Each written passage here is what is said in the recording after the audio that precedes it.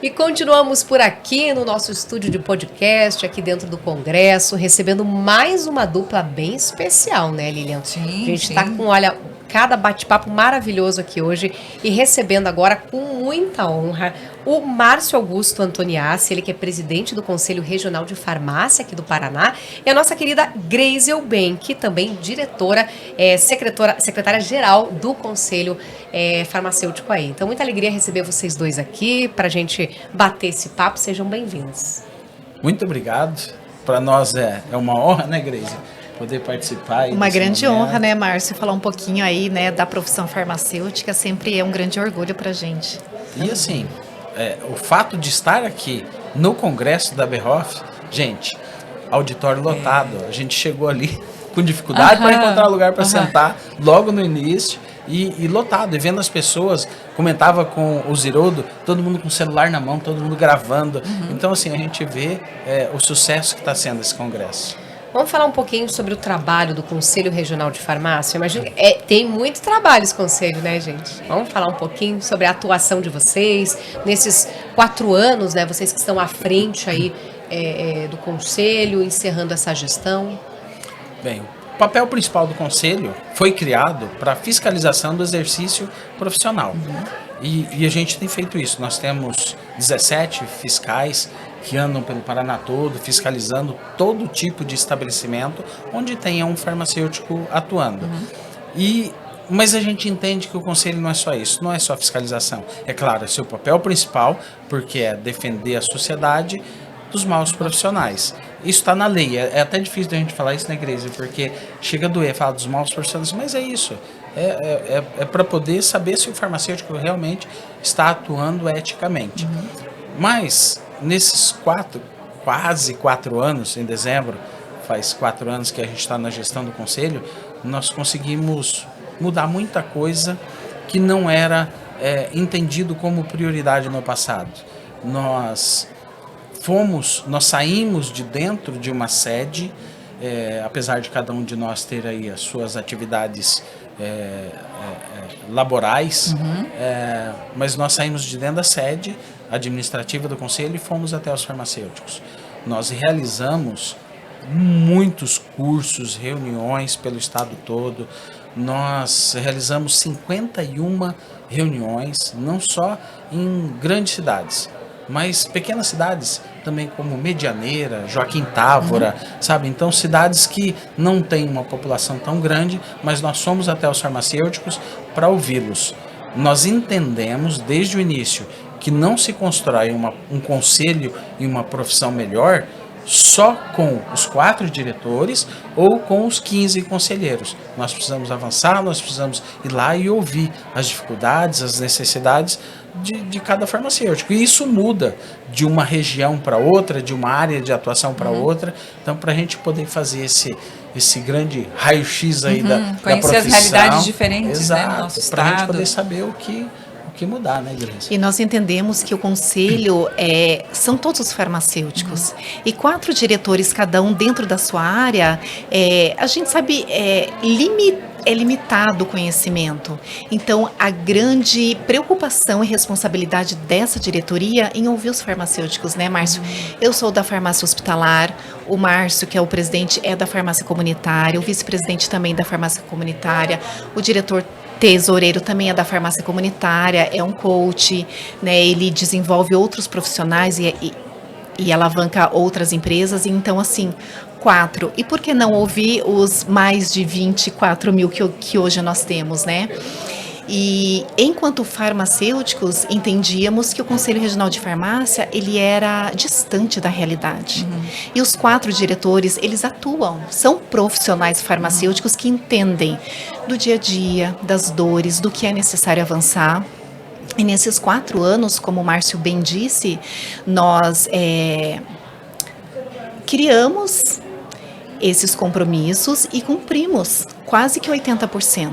Então, pessoas que realmente entendem, que estão no dia a dia e, como profissionais, por que não procurar os outros profissionais? Porque é um grupo único. E a coletividade é muito mais forte. E é assim que nós entendemos, né, Márcio? E nessa aproximação aí que vocês tiveram com os profissionais, fazendo essas reuniões, essas visitas, o que vocês perceberam de maiores dificuldades no dia a dia deles? Olha, não só nas reuniões, mas nós temos um assessor que percorre o estado todo visitando esses farmacêuticos e também um questionário que nós colocamos à disposição.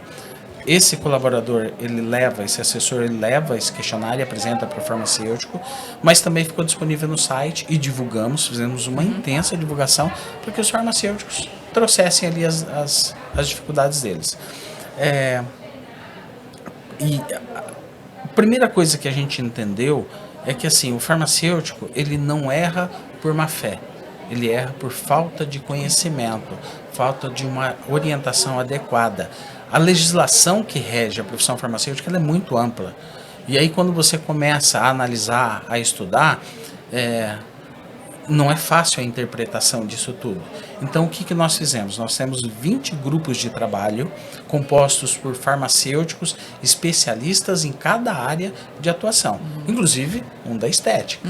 Então, esses grupos de trabalho, eles prepararam material para ir até essas cidades, e eu não consigo dizer para vocês quantas cidades nós fizemos curso,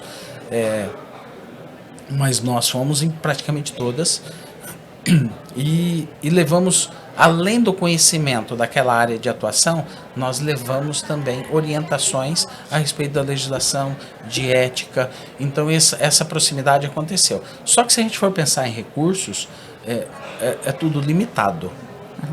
É tudo muito limitado e a gente depende de orçamento. O Conselho é uma autarquia pública, então ela depende de cumprimento do que está no orçamento. Então uma parceria que nós fizemos muito importante foi com o Conselho Federal de Farmácia. O Conselho Federal, que recebe 25% da arrecadação de todos os estados, ele investiu nos estados, e o Paraná é muito grato a isso. O Paraná se sente privilegiado por receber aí esse custeio das diárias, das passagens desses palestrantes. Então essa parceria, Conselho Regional, Conselho Federal, a gente pôde alcançar muitos mais farmacêuticos, sabe? E aí levar essas orientações. E porque nós entendemos que um farmacêutico bem orientado, capacitado, atualizado, ele vai atender melhor o seu paciente. Então ganha o paciente, ganha o farmacêutico e a profissão em si. Sim. Então, é uma mescla aí, né, Grace, de tudo isso para poder favorecer a todos. E quando você pergunta, né, o que mais vocês ouviram, né? Então, assim, eram dúvidas realmente básicas de legislação, de atuação realmente. E a nossa abordagem era muito fale, critique, nós queremos saber o que não está bom. E nesses 4 anos, assim, pegando realmente a nossa necessidade também enquanto profissionais do dia a dia, mas buscando e ouvindo esses farmacêuticos. E fomos melhorando, desburocratizando muito, deixando o sistema mais online, o acesso aos farmacêuticos muito mais fácil, todos os processos mais alinhados, mais limpos, né? Porque a gente foi buscar realmente isso, e não só nessas reuniões, mas como o Márcio diz, esse assessor, ele foi de porta em porta, né, dos farmacêuticos buscando o que precisa melhorar, o que você tem necessidade, quais são os melhores horários para capacitação, para uma live, para os cursos. Então, pode ser que nós entendamos que é melhor um determinado horário, uma cidade, mas a gente precisa entender o que o farmacêutico realmente ele precisa, qual é a necessidade dele. E nesses 4 anos, né, Márcio, a gente ouviu muito, e dentro desses outros cursos também, principalmente levando daí na outra via esse conhecimento que o Márcio diz, de todo o trabalho desses grupos técnicos que amparam as necessidades da diretoria e de todos os farmacêuticos também. Então, no comecinho a gente ouvia muita crítica, porque nós queríamos ouvir mesmo, e assim, com o passar do tempo, naturalmente a gente foi ouvindo mais elogios, que realmente é mais acessível. Que não se costumava ouvir no passado, né? Exatamente. Então, assim, a gente sai desses 4 anos honrados, né, Márcio? Porque nós lançamos os nossos compromissos e a gente cumpriu 80% deles. Isso mostra para os farmacêuticos esse nosso compromisso, mas também o envolvimento de todos, né? Voltando a dizer que o conselho somos todos nós farmacêuticos. E quando a gente fala de valorização, a gente entende, eu principalmente entendo, que é quando a população enxerga o profissional. Né? O profissional lá no balcão da farmácia comunitária, lá dentro do hospital, numa clínica estética, entendendo que aquele profissional, ele é educado, ele é capacitado e ele é uma pessoa que vai auxiliar a saúde e não danificar a saúde. E o farmacêutico é o profissional, né, Lilian, que você tem aquele primeiro contato ali. Quando você está precisando, você está num momento de dificuldade, você não está bem, é o teu primeiro contato. Então você chega ali, vai ter contato com esse profissional e é exatamente isso. De que forma ele te acolhe, né? Como você é recebido por esse profissional, a segurança que ele transmite. Então a gente percebe que nesse trabalho de vocês aí ao longo de 4 anos, foi exatamente isso, aumentar essa autoconfiança desse profissional e a valorização dele. E o que me chamou bastante atenção, eu sou dentista, então, né, confesso que tenho pouco o conhecimento do conselho, né, de farmácia, mas me chamou bastante atenção a sua colocação em dizer o seguinte: para você poder cobrar de um profissional, ele precisa saber por que ele está sendo cobrado. Né? Porque você ter ali estabelecido um código de ética, você ter uma série de normas, leis e regras para seguir, isso é uma coisa. Mas será que o profissional que está aqui na ponta sabe o que ele tem que seguir efetivamente? Então, se ele for bem orientado, ele vai incorrer em menos transgressões, digamos assim. Achei isso muito interessante. E essas orientações, elas vêm de uma forma diferenciada. Nós fizemos muita parceria com vigilâncias sanitárias. Então, nós tivemos aí várias reuniões presenciais pelo estado todo, junto com as vigilâncias. E aí, quando coloca a vigilância, a farmacêutica, não, agora eu preciso ir. É claro, às vezes não só uma convocação do conselho não é o suficiente, mas uma parceria das duas instituições faz com que o farmacêutico sinta mais forte aí a importância da participação dele. E, além disso, as orientações também à distância. Por exemplo, nós temos o juramento, e com a pandemia mudou muito isso, né? A pandemia trouxe aí uma nova forma de se reunir.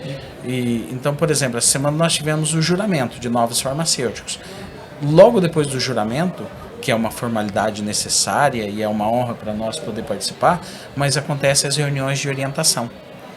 Entende? Então, assim, os farmacêuticos, eles recebem orientação o tempo todo. Os nossos fiscais, eles também são cobrados que eles orientem. Então, eles vão fazer uma fiscalização, eles têm que orientar.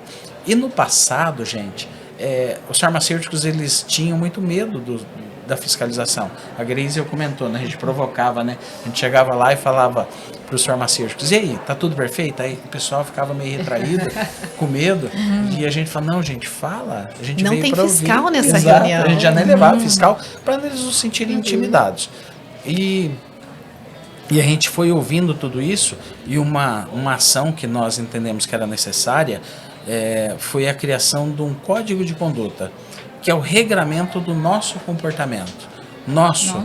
Tanto diretoria, conselheiros, membros de comissão de ética, membros de grupo de trabalho, os delegados regionais, os coordenadores das seccionais, todos os colaboradores, sendo fiscais ou não. Então, todos temos uma regra, um código de conduta a ser obedecido.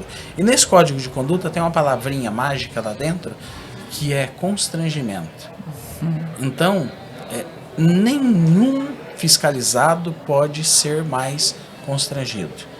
Por pior que seja a situação encontrada, e infelizmente nós, em algumas dessas ações, junto com vigilância, inclusive com a polícia, há prisões de colegas nossos, é muito triste falar sobre isso, mas mesmo em situações críticas como essa, o comportamento de quem faz parte do CRF tem que ser ilibado.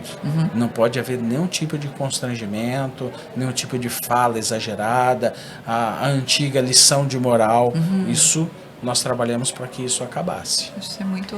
E assim, é bacana a gente conhecer isso também, sabe? Porque normalmente quando a gente pensa em conselho profissional, a gente sempre... lá vem repreensão, né? Vão me puxar a orelha. O que eu estou fazendo de errado? Então, ouvir essa outra postura, nossa, é muito, muito interessante. O pilar principal é a fiscalização. Por isso que os conselhos eles foram criados, né? Como o Márcio diz, para salvaguardar a saúde da população, proteger realmente a população. E quando a gente mantém esse pilar tão extremamente forte e ainda criando e elevando o conhecimento, a capacitação, a conduta, então a gente só tem a ganhar. E voltando até, se vocês me permitem, a falar de valorização, temos o Conselho Regional de Farmácia, o Conselho Federal de Farmácia, né, que trabalham o tempo inteiro na valorização, mas quando a gente tem profissionais que recebem fiscalização e não tem nada a ser apontado, aquele farmacêutico que está realmente pronto a atender a população e colocando aqueles tijolinhos diários, aí que a gente tem a profissão valorizada. Sim, né? sim. Vamos falar um pouquinho de futuro? Vamos lá. O que a gente pode falar de futuro? Vocês estão encerrando essa gestão agora. A gente sabe que vem eleição por aí também, né? Isso é normal, faz parte do processo. Então, o que a gente pode enxergar para o futuro do Conselho de Farmácia aqui do Paraná? Nós temos alguns objetivos, alguns compromissos que não foram alcançados. Nós estamos em período eleitoral. Então, nós sabemos da responsabilidade de demonstrar aos farmacêuticos o que foi cumprido, mas nós temos também aquele vazio de, puxa vida, isso a gente não conseguiu alcançar. Um exemplo foi serviço público, o farmacêutico que atua no serviço público. Na gestão passada a gente entendeu, a gente compreendeu que a gente ficou devendo.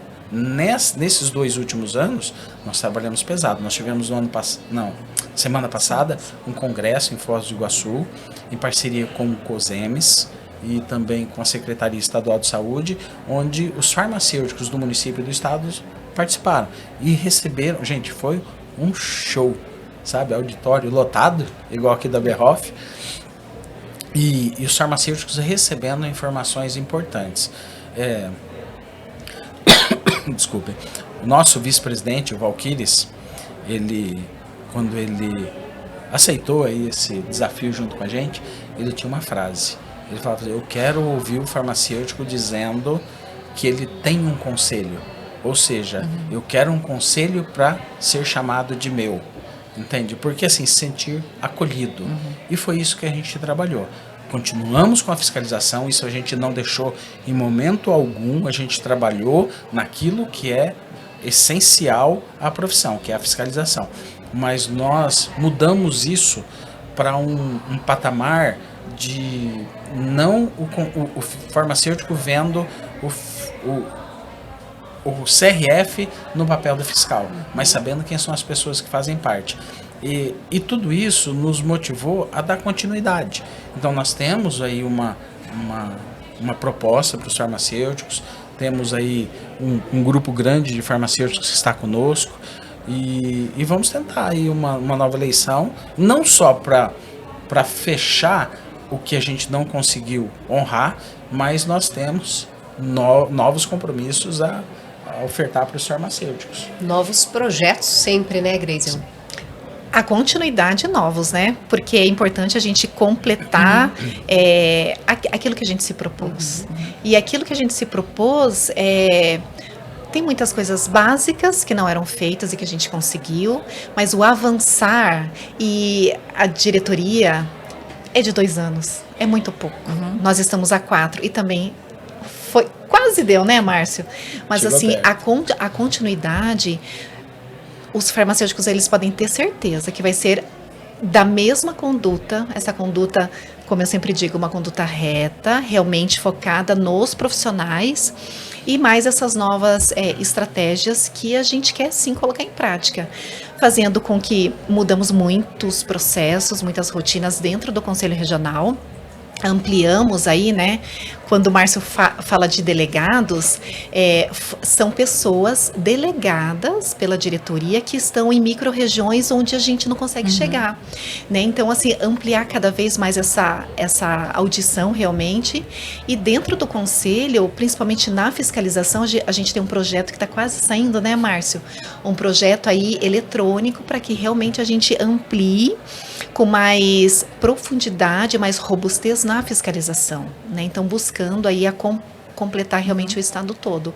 Então, o nosso compromisso que a gente quer fechar 100% e agora os novos compromissos. Então, tem bastante coisa aí pela frente. Tem muito trabalho pela frente. E a gente só tem a agradecer, né, Lilian, a presença de vocês representando esse conselho tão importante aqui no Congresso da Berhoff, que está conectando esses profissionais e aproximar cada vez mais todo mundo sempre com o mesmo objetivo, que é um trabalho ético, um trabalho sério e beneficiando sempre quem está lá na ponta, que são os pacientes, as pessoas que contam e confiam no trabalho de vocês, no trabalho de todos nós. Obrigada pela presença. A gente agradece Nós bastante a presença de vocês. De coração.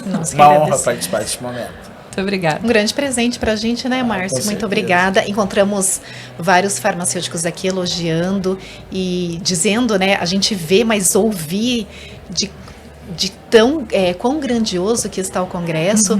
E a nossa presença aqui, ficamos também muito felizes, né, Márcio? Nossa, os diretores aqui, sim, a gente... Que alegria. É uma alegria muito grande, sim. E muito obrigada aí pelo convite, Vamos pela oportunidade. aproveitar que tem mais congresso pela frente, a gente Vamos continua lá. por aqui. Obrigada pela presença. Obrigada.